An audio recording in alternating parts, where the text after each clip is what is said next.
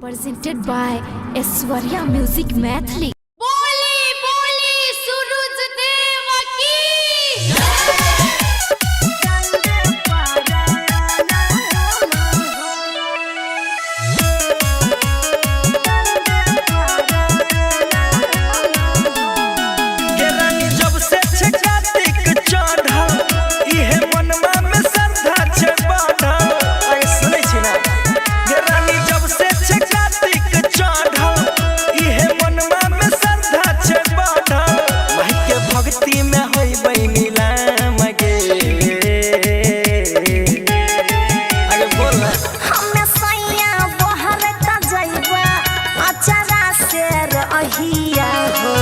तू दी हो डंड पराना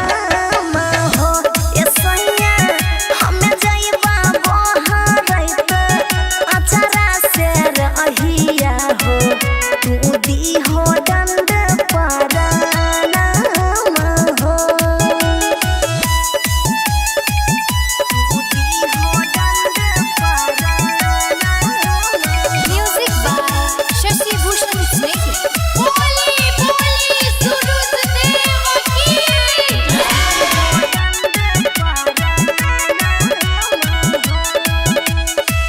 छठी मैया रोजे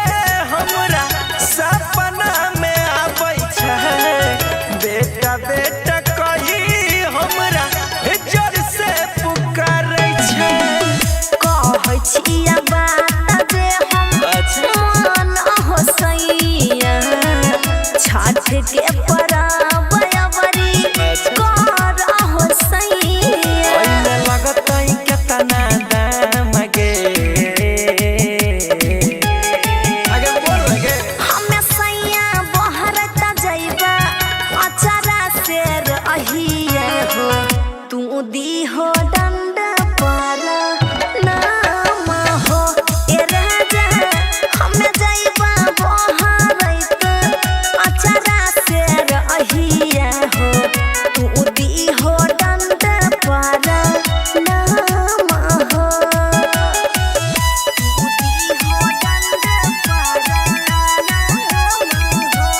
म्यूजिक बाय शशि भूषण स्नेही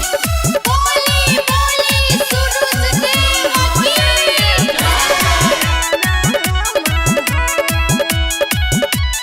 हाँ हाँ सोचे कहै छी गे धनिया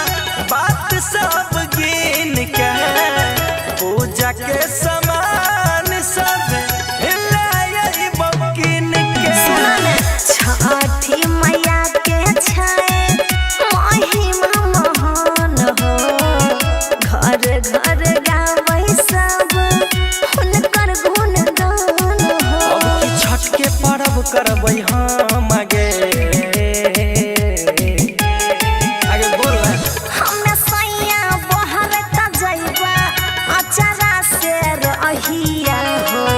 तू दी हो डंड